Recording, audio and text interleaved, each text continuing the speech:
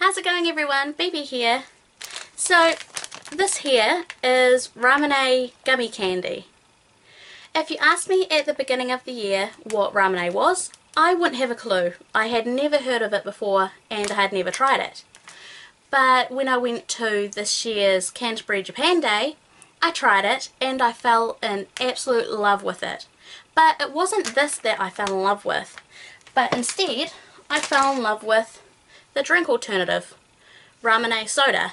If you're unfamiliar with this drink, it's a Japanese soda that is named Ramune, and it has a particular ritual to opening it. So what you do is you take off the plastic seal here, and once you've taken it off, you see that it comes with this cap. Now this cap is very important to opening the drink. When I first tried this drink, I actually had no idea how to open it. It took me quite a few tries to figure it out. And that's what's unique about this drink. Not just the flavour and not just how it looks, but if you see here, there is a little glass ball up the top, and that is how you open it. You use this cap,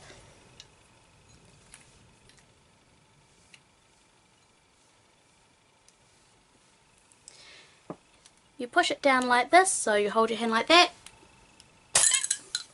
and voila. What happens is that the ball is now in here. And so this is what I think separates this Ramune from just the normal candy Ramune, is the fact that it has such a strange ritual of how to open it that gives you a bit more enjoyment in just opening one bottle of drink. But this isn't the only time we see rituals play a part in making the enjoyment of a product increase. There are quite a few more to go through. Now if you're wondering what I consider a ritual, I would consider a ritual being something that enhances your experience when it comes to the product itself, but without changing the underlying taste of the product. So dunking a biscuit into a cup of tea won't be on this video because it changes the taste of the biscuit and thus it's a completely different experience. So I've got a few more that I want to show you. Now I think the most common ritual that I think even you have done is to do with sushi. Now when you go and buy sushi, you usually get given chopsticks like these ones here. And I feel that the ritual of breaking the chopsticks kind of gives a bit of a Pavlov effect. But the funny thing is that you don't have to eat sushi with chopsticks. You can just go and eat them with your hands. But eating sushi with chopsticks just feels right. It gives it an extra feel of this is what you should be doing. Now I'm sure everyone knows what this treat is. It's Pocky. It's been a staple in the anime community for decades now. And the special thing about Pocky is that it's meant to be shared with your friends. It's not like getting a friend to share out some chips and they dug their hand in and pick out a whole handful of them. Instead, it is obvious that you're only meant to take one and share them out as you please. This is a very special and addictive treat to have. It enhances the experience just sharing out with your friends, and eating it one by one makes you savour the taste and enjoys it for a long period of time. The same can be said about Kit Kat. There's something special about opening up the Kit Kat packet, finally getting in there and getting your treat, and all you have to do is break it. It's as simple as that. And it's something to do with the smell or what it sounds like when you break these two little sticks apart that makes the experience so much better. And I find it very addictive to break these. I do it every single time and it's a very enjoyable and satisfying ritual to do that's just so simple. It's not surprising that Japanese foods contain these kind of rituals. They have rituals embedded deep into their culture, from the tea ceremonies that they perform to something that's a little bit more popular these days, and that would have to be DIY kits.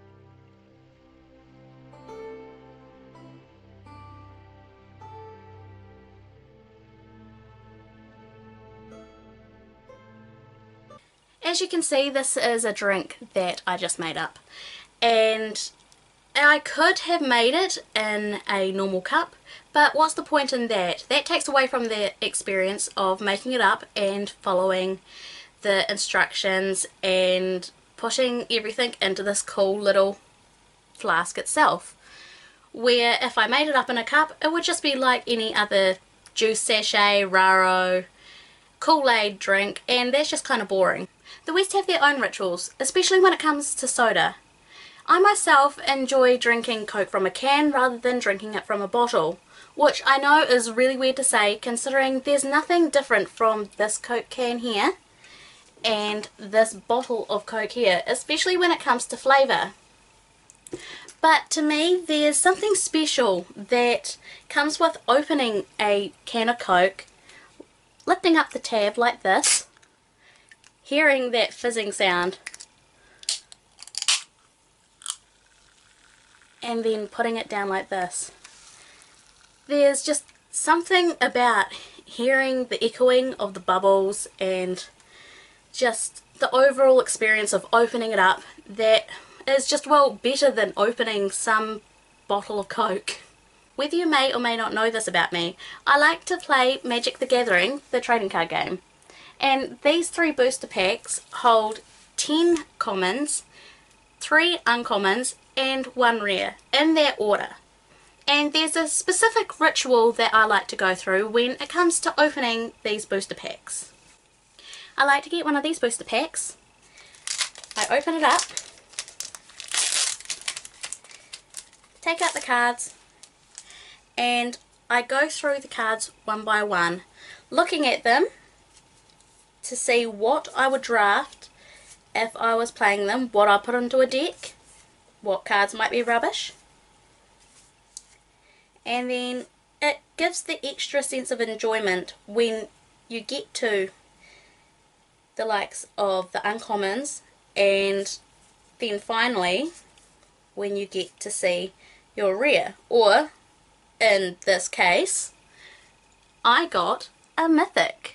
So the important thing when you go through each individual card is that you make sure that you enjoy each individual card. You don't just skip past them, you read them, you enjoy the art, you think about whether you're going to use them in a deck and whether you've seen these cards, whether they're common to you, you know, whether you enjoy certain cards more than others. Then you have savoured the feeling of just doing this ritual instead of what some people tend to do is the complete and utter opposite, and they rush to the end. They will open their pack as quickly as possible, and